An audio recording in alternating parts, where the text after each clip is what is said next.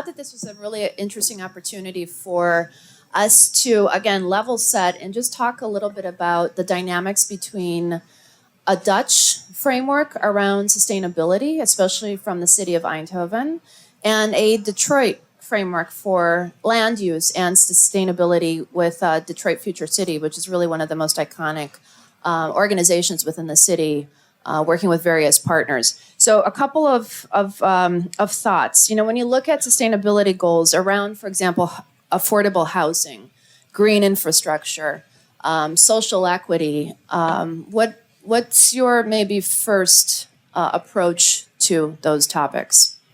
Go ahead. Sure, I'll start. And thank you so much for having me, Ivana, and thank you all for being a part of this conversation.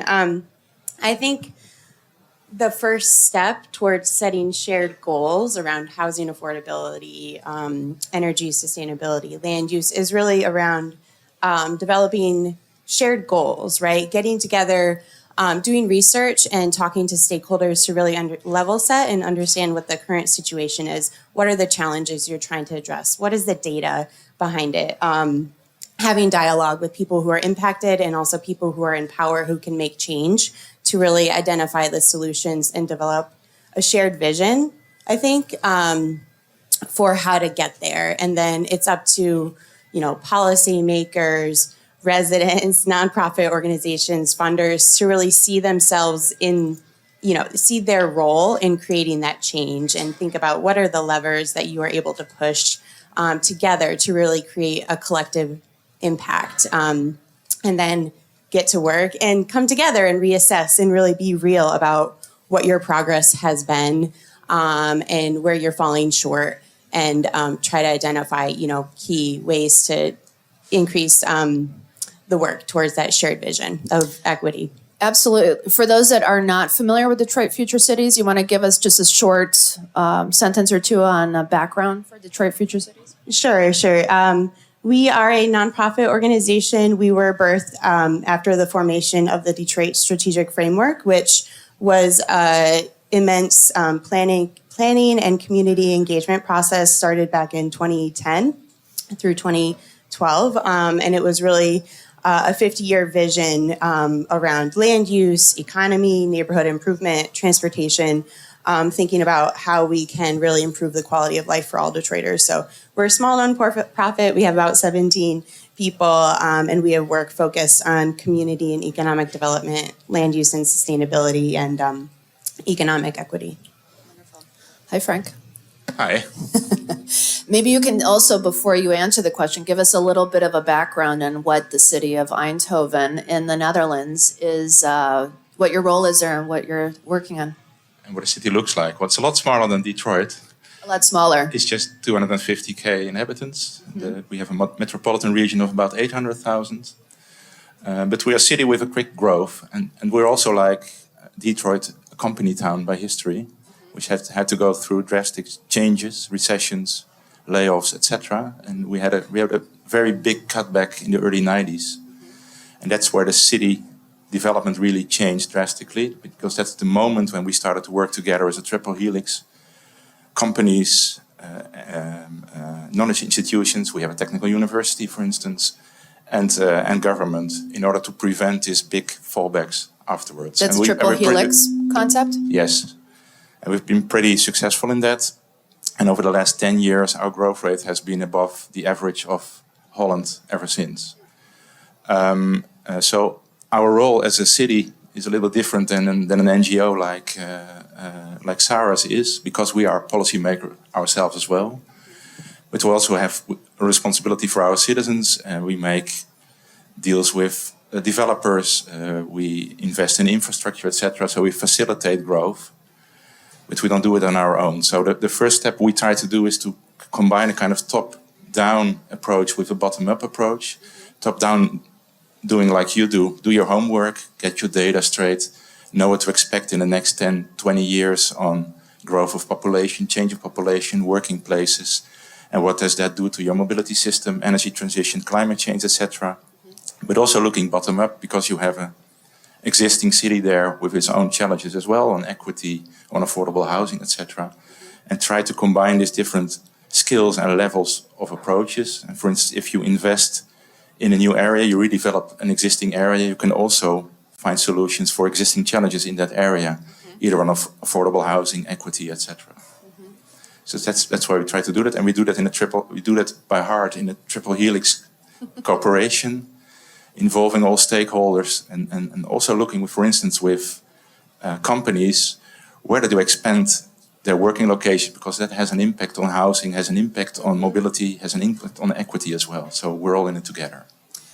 I'm going to veer a little bit, but it's on topic to what our original questions were, because I think it's very pertinent to make clear, and I'm not a planner, I don't work in city, I don't work in a nonprofit, but developing a framework that's sustainable across the board for a city and for partners like nonprofits that are working in the space, and to really have an end goal of a sustainable city, an equitable, it's difficult. I mean, they're big words. That's a big challenge. And I really don't want it to sort of pass over us here today, that although we're using these, big terms and big words, it takes a lot of work, a lot of people, a lot of minds, and a lot of time to make change happen. So I think, when you start thinking about this term around circularity, for example, to us or to me, that would mean a system that has a 360 approach to use, to sustainable use, to reuse, to reusing historical structure and infrastructure, or updating it in a circular and sustainable way. So, Sarah, when you look at, for example, Detroit through Detroit Future City, of course, how would you say, what would maybe be one or two sort of key points when you look at land in particular, which is your focus, and looking at it from a socially inclusive and circular perspective? Land use, rather. Yeah. So I think one thing to know about the Detroit Strategic Framework, as you said, there are so many details to creating change, and we didn't get into the situation we are in overnight, right? Detroit has seen decline over many decades, right, in systemic racism and unjust investments that have really impacted people of color especially. And so I think you need to start with a little bit of history and understanding how you got to the place you are to really develop the solutions. And the Detroit Strategic Framework in and of itself, it was very high level, but it also had very specific recommendations for strategies. It was massive, and I think the goal was to really develop a shared vision for how to create change. And as I said, one nonprofit can't do it on its own. The city government can't do it on its own. Everybody needs to be working together. And of course, an individual is going to align with their expertise within their own network, within their occupation, their place of work, to really try to create change. And I think from my perspective, with regard to land use and sustainability, our approach has really been to put resources out there for community groups to pick them up and decide, okay, what do they want to implement in their neighborhood? So this could be a tactical, actually, practice, right? Yes. As you integrate into community neighborhood organizations, and what is it that they need, having conversations with them, correct? Yeah, so I think we see ourselves as a think and do tank, right? So we don't just want to be doing research and putting out publications. Obviously, they are community informed, but we want to test some of those strategies. But so we've been supporting vacant land reuse projects in the city for since 2016 through grant programs and the like, to really try to spur innovation and implementation and learn lessons around building green stormwater infrastructure, building urban forestry, tree canopy projects, native prairies. We haven't yet gotten into solar, but that's a big topic of conversation in Detroit now, is around how do we really reduce energy poverty and set our residents up for a more sustainable energy future around, energy, water affordability. Those are all aspects that tie into how you use your land as infrastructure to create a more equitable future. So when you do hold these moments of conversation and research and data, what then? What happens then? What's the sort of practical next step? Just because I like process, and maybe some of you do too. It's iterative.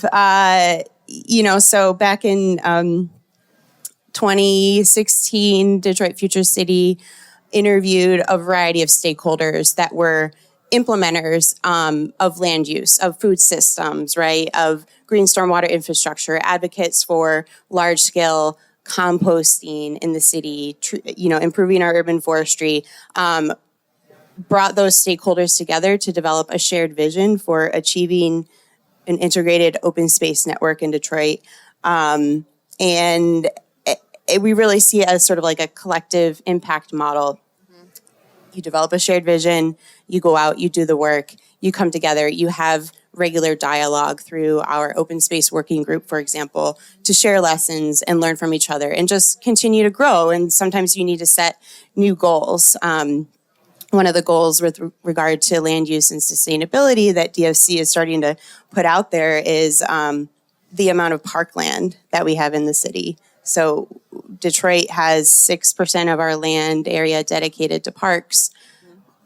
The top 100 most populated cities in the country, their average is 12%. So we have half the amount of parkland in our city than other cities. So, Considering the amount of land, I mean, right? Yeah. So just to also bring Frank into the conversation as well, and the strategic framework plan was my bedside reading at 2:15. Then you know what I find pleasure in. Frank, can you maybe parallel also from an Eindhoven perspective? How does this, from a circularity, as you look at circularity, sustainability of the city, maybe some practical experiences that you can share with us? Yeah, circularity is still very small, developed in Holland as well. I think like it is in here. Mm-hmm. But for instance, what we plan to do, you talked about reusing existing buildings or the area we really developed around the city central station. There's a lot of existing buildings there. We have to go, and we're looking into what materials are they made of, how can we separate them and reuse them in the redevelopment of the area of the new buildings that will be there. Also looking at it, that was another redevelopment where we had this old plant of Philips Electronics, which we redeveloped to a living area, and we reused a lot of these buildings from the 1920s. Yeah, we have a lot here, which were actually constructively very well built, and we're able to reuse a lot of them, and this also gives identity to the area itself. What's going on here and at Michigan Central? Exactly. It's very similar, I think, and this is part of your identity, and it's a marking point for citizens, I think. So it's more than just a building. And thirdly, we have a completely different land use, I think, than we have here in Detroit. We don't have that amount of parking grounds. Maybe you should change from parkings to parks. Maybe that helps your percentage in. Definitely. Small suggestion. We're working on that. So we have quite a lot of pressure on land use, and actually our plan is to densify, not to have more spread of houses, for instance, because we want to keep the surrounding areas green, and we need them for climate change as well, and for recreational use. So when we look at densification, we have a lot of land that is temporarily not used because we're awaiting a development to start, which takes in Holland a long time, these procedures. And what we look for is how we can use temporarily that spaces. So we invest in temporary housing, for instance, together with housing corporations who are responsible for social housing in the Netherlands. Just put them there for 5 to 10 years, and then. Excuse me, just to ask you again, you're responsible for social housing? Is that what you said? No, we're not responsible. Oh, okay, I misunderstood. But we are policy makers, so we have to approve plans, and thus you have an instrument to tell what comes where and when. I think you should share the percentage of social housing you have in Eindhoven. Yeah, so we have, exactly. So we have, in Holland, mainly cities. There's a difference, I think it's similar here, a difference between a central city and surrounding communities. So most of social housing is concentrated in the cities in Holland. So in our city, about half of the houses is social housing, 45%. Half. Can you imagine? Half. And our city Is board. that's mandated? So it's Yes, for developers. But it's not, the thing is not all people who live there are, because social houses are built for people up to a certain income. And once you're in there, you stay there, even if your income grows, for instance. So. Imagine that here. Yeah. But we have to add like a third to the existing amount of houses in the next 18 years within the city.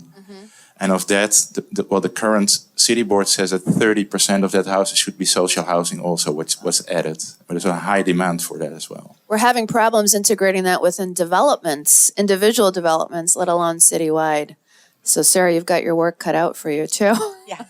Yeah. I mean, it's incredible. Like you said, imagine if half of the houses in Detroit were affordable housing, like real affordable housing, and that was led by policy.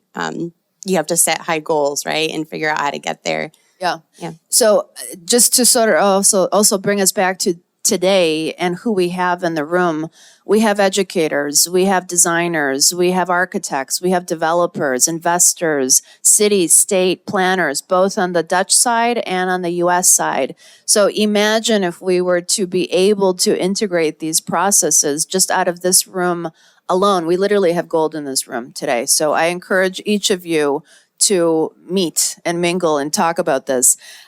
Also wanted to, I want to take a Q&A in a minute. If anybody has a question, hopefully you do, and we have a mic that we can pass out. But I wanted to just quickly say, again, to level set, 50% of the world's population on the globe lives within cities. So just also think about that. We have a population in Detroit, as we know, that are Detroiters around 620,000, give or take. The Netherlands as a country has over 17 million. Of course, we're not looking at the Netherlands and US, we're looking at Detroit and specific cities within the Netherlands. But 90% of that population in the Netherlands lives within cities. So, just keep in mind, there's a lot of differences here, of course, with land, space, of density, years of practice of doing this. But I think this conversation really lends a great threshold to where we can have these conversations in the long run. So thank you both. I wanted to see if anybody has a question. Yes, do we have a mic? We have about time for 2 questions. If we don't have a mic, I have one here. Yep, thank you.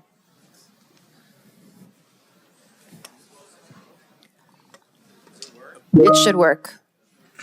Mics? If not, you can take mine. Here you go.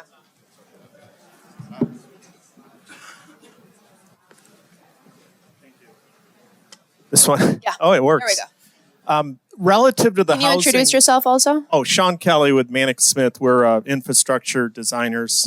Study the housing model you mentioned. Again, that's pretty provocative. It's so, as you mentioned, so different than Detroit right now. Can you talk a little about the evolution of that model, how it came to be, how it's sustainable, and maybe a little bit around the business and finance of how it works? We have about a minute. Don't worry, I'm not a specialist on housing corporations. But we have a long history in Holland of social housing and housing corporations. And especially, I can tell how it worked in our city, in Eindhoven. Actually, in the past, we had the municipality itself building social housing as well. But we cut that a long time ago. But we also had a big company in Eindhoven, Philips Electronics at that time, who had his own housing corporation and took care of that as well. Think Ford back in the day. But that's we're talking about 100 years ago when that took place. And they built for all different groups of people, but they provided proper social housing for most of their workers as well. But later on it got all state regulated. So they are kind of NGOs, they're non-profit organizations, they're not part of government, they're controlled by state government if they do their task well or not. That's somehow. Because they have the influence that they have when you say control state government? Well, they have to report to state government whether they fulfill their jobs well, and they build for the groups, the target groups they're supposed to build for. and not make too much money, for instance. You should definitely talk. Absolutely. One more question. I know that there's so many good ones. One more, please. Introduce Hi. yourself, please. My name is Anil Sane from Green Estate LLC. Okay. We're trying Just a little bit louder. Green Estate LLC, Anil Sane. Okay. So question for Frank and Sarah. Do you guys have any roadmap for sustainability for housing? Or how do you go about putting some roadmap? Sarah, that might be a good question for you. It's not maybe a roadmap, but you can maybe talk a little bit of the path to. Yeah, Detroit Future City convenes something called the Detroit Neighborhood Housing Compact, which has policymakers, folks from the city, from the state, from MISTA, the CDOs that are developing housing, the different lenders that are providing loans for housing and mortgages, to really get around how do we increase the system for affordable housing in the city. I think what I learned from Frank about his city, we don't have those lofty goals yet. So we can move those targets to really try to create a roadmap for that equitable vision. I think something with regard to sustainability for housing, which I think was a piece of your question there, something that is starting to bubble up in conversations is really looking at the true cost of housing. It's not just the development to get it in the ground, but also it's the utilities that the residents are going to pay over time, right? So we don't have a lot of affordable housing that are investing in sustainable energy systems and solar and, water efficiency. But there are programs out there right now, especially through, the infrastructure funding from the federal government to make sure that those types of energy systems can be targeted to vulnerable populations. And we need to capitalize on that because it's often, it's difficult for low-income people to be able to pay for the upfront capital costs. But in the end, it'll save them money over the long term. If you stay throughout the day, hopefully you are, a lot of these conversations are going to be touched upon throughout the various panels, and I think the questions are excellent. So thank you for having them today with us, asking the questions. This is a conversation that can take weeks, not half an hour. So thank you. We're going to move on, but you're here all day, so we'll be able to have conversations with you. We will. Thank you a lot. Yes, Yeah, thank thank you. you.